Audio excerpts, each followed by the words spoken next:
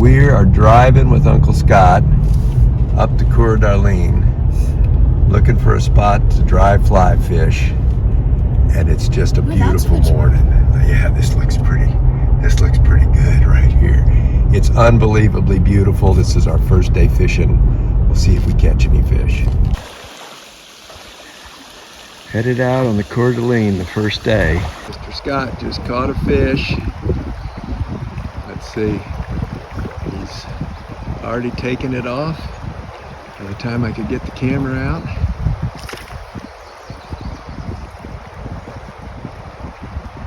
Mr. Jack's fishing this shelf right here. It just looks awesome. Big one! All right, Mr. Jack's catching a fish. Oh, whitefish! But I got him, and he's a biggie! Woo! Nice! Oh, this Mr. Scott caught a trout and a whitefish, and Mr. Jack just got a whitefish. First fish of the day was caught on a little wet fly like this, and floating right down there by Mr. Scott.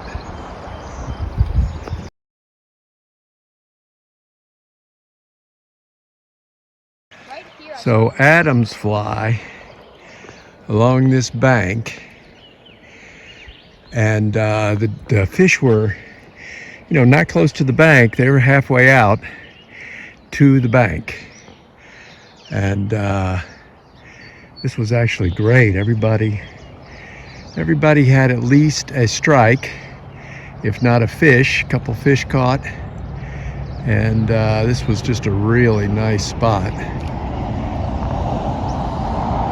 And they were cutthroat. Nothing big, but all cutthroat.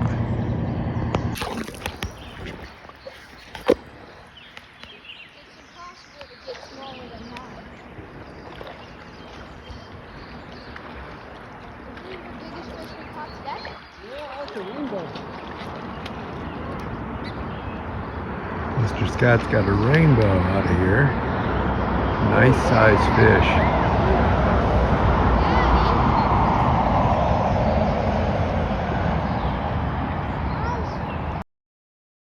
Cutthroat for me on this Adams fly. So it's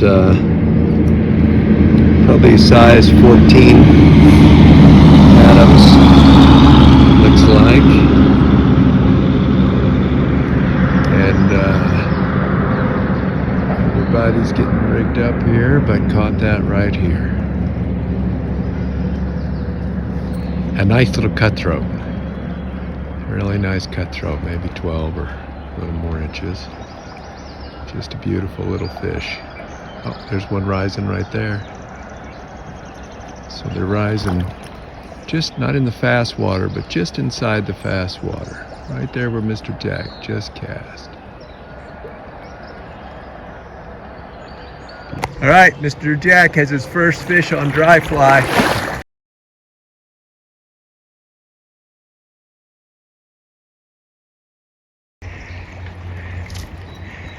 He's just caught several fish here in a row, and a couple of fish we've caught have been tremendous. Mr. Scott's up there, catching the end of that riffle. I don't see a strike indicator, so I think he's on a dry fly.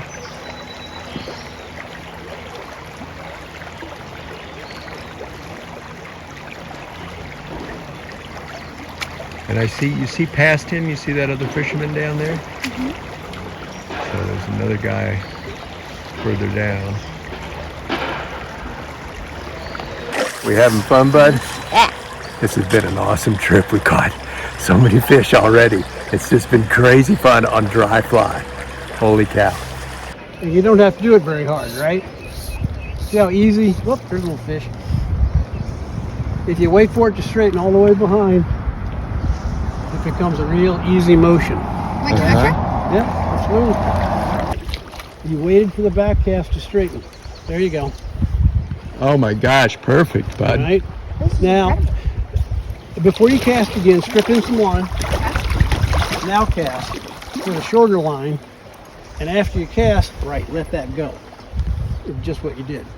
But what I like to do is have a little bit of line out and You got then your thumb there you on go. top, Nice bud? one. Good Good. job. Just wait for that cast to straighten behind you, and the more line you have out, the longer you have to wait, right? Yeah. Because it's a long piece of line, so you got to throw it high in the air, wait for it, jackpot, right there, buddy. Good. Wow, those are very nice casts, bub. These pretty soon, buddy. Mr. Scott's rod holder here, which are no longer made, but it's half length. You just break the rod in the middle I'm lifting and my little put buddy. both halves in, and then you can leave the line on and the fly on and all the rest. Water is perfectly still because then they can't breathe and they have to swim, right? So there's a certain speed of current that they really like, and it's kind of right along that drop off. It's fast or slow. So you want the speed to be like that. The drop-off's a great place. Down there by the rocks is very deep, but they're probably not actively feeding down there. But there might be some along the rocks on the shoreline. Like if you floated by in a boat with a dry fly, you'd want to throw into those rocks. Got it. Because it's right next to deep water and they're undisturbed and they're pretty safe there. And it's soft. All right. Out there, it's full. There's 4 or We 5. see a Those bunch might of be- fish. No, I can't no, there's tell if like they're 8, trout or not. There might be trout. There might be whitefish. but they're big. True. They're pretty good They're size. sizable fishes. So we see some beautiful Holy fish cow, down and there like around this rock. 1, 8, 2, 3, 4, 5, 6, 7. 7, 8.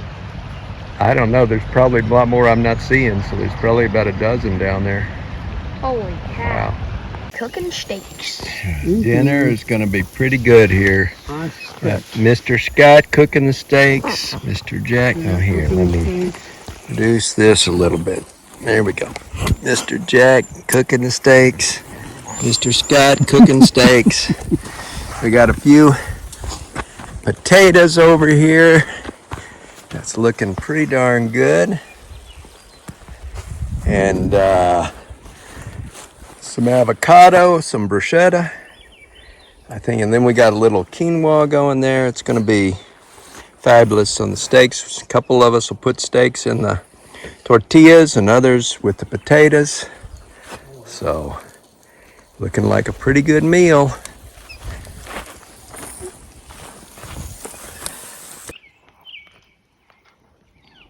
Halt. How's that soft tortilla, Mr. Jack? Mm. Mm. Mm. It's all right, huh? It smells like you liked it pretty good. Yeah, he's enjoying it.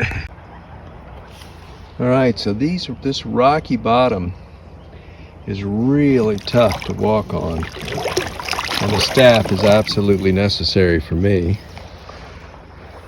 Mr. Jack is doing fine without a staff, and Mr. Scott is doing fine without a staff, but I absolutely have to have a staff. And the rocky bottom is very tough. You need really good wading shoes, really sturdy boots to walk on this stuff. So we're doing the evening fish now on the river here, and I caught 2 cutthroat. Mr. Scott caught 2 cutthroat, and Jack is still fishing and seeing what he can catch. But they're out here, so between us we've caught 4 fish, and it's been a nice evening out here. There's a few bugs on the water, but there's not a lot rising. So it's been fun though. It's been a real pleasure being out here. It's about 7 o'clock at night now, and we're catching fish. Pretty good breakfast. Mm-hmm. Yeah, not too bad. Olive oil toast, which is awesome. Scrambled eggs. Jack's got over easy eggs. And just a lot going on there. All right, so we're a steep hillside, comes down to the river. That's usually a good place to fish because a steep, I mean, it's already steep, right? Right. So here's the river, and so there's a deep spot against it. Whereas Gotcha. then a wide valley is shaped like this. So Got there's it. no deep side. So this is a better place to fish for big fish if you want to catch a big Well, fish, any fish at this point. or any fish, yeah. All right. All right, we're on the North Fork, Coeur d'Alene. Earlier we were on the main river. Now we're on the North Fork. Look at this. Unbelievably beautiful scenery. Mr. Jack is trying to approach a spot he can cast his fly. Mr. Scott just caught a fish down there. He's fishing in that deeper water just to the left of the riffle. There's a little deer running right behind. Look at this cool little camper and the boat. They just paddle their feet. I've been falling out of bed the whole time. You have fallen out of bed and just getting in here. Deep hole along the cliff here. Looks pretty good. Mr. Scott's gonna go upstream a little. All right, Mr. Jack is catching a fish.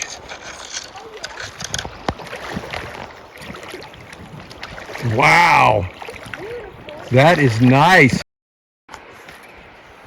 Mr. Jack is catching fish. I mean, this bank along here has been phenomenal. We see them rising, and it's just awesome. We're catching them on a size 12 caddis.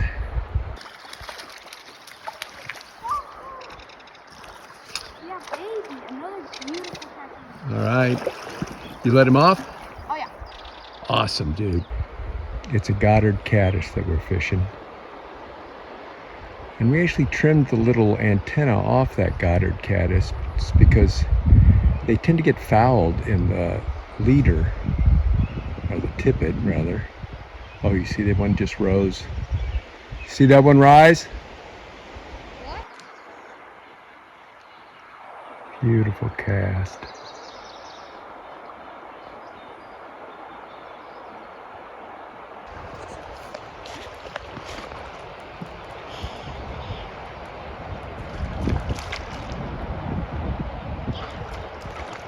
Fourth fish, baby.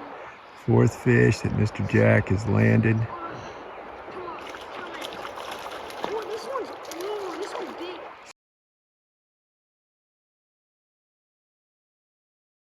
This is 5 fish for Mr. Jack.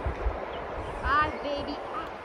He hadn't moved from that spot and he's caught 5 fish. They're just pounding. They're rising right here. It's just so beautiful.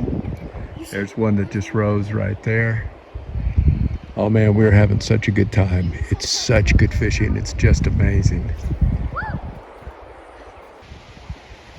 Mr. Jack has caught like 7 fish down here. And they've just been beautiful. Everybody's caught fish, so it's really good. Well, what they're eating now is little size 20 caddis. We don't have any caddis that small. Smallest we've got is maybe an 18 or a 16. So we put a little PMD on there.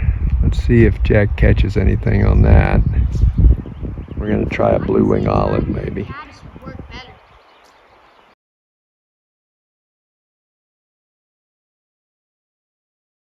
All right, so the pale morning dawn did nothing.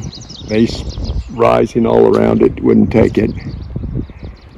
And now he's fishing the smallest blue wing olive I could find, which I think is probably an 18. Might be a 20, but I think it's an 18. And they've been hitting it.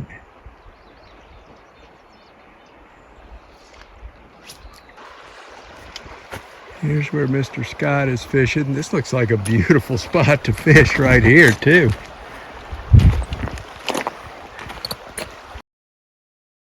Little bitty fly, so he's got something he can see here, and then 1.5 feet or so, and then this little bitty something that kind of looks like a caddis. Little bit of wing. Mr. Scott fishing this little bitty. Can't see. He didn't have a caddis, but he had something that looked pretty similar. He's fishing it right there. It has a black body and kind of a dark gray wing. Yeah, we don't have anything that small, Bubba Roosh. All right, so this was a huge learning. The 5X fluorocarbon was absolutely awesome for dry flies. I know that's supposed to be a sinking line and so forth, but what happens is it sinks a tiny bit under the water, and because the refractive index matches that of water, it's not visible to the fish. So for dry fly fishing, this was actually a huge advantage. Much stronger is the 4X, and that's what we've been using for dry flies and so forth. We did catch fish on the 4X, don't get me wrong, but the 5X is just a lot more stealthy, and you can catch more fish if they're picky. All right, totally fun trip. Yeah! We're on our way home. It was just totally awesome.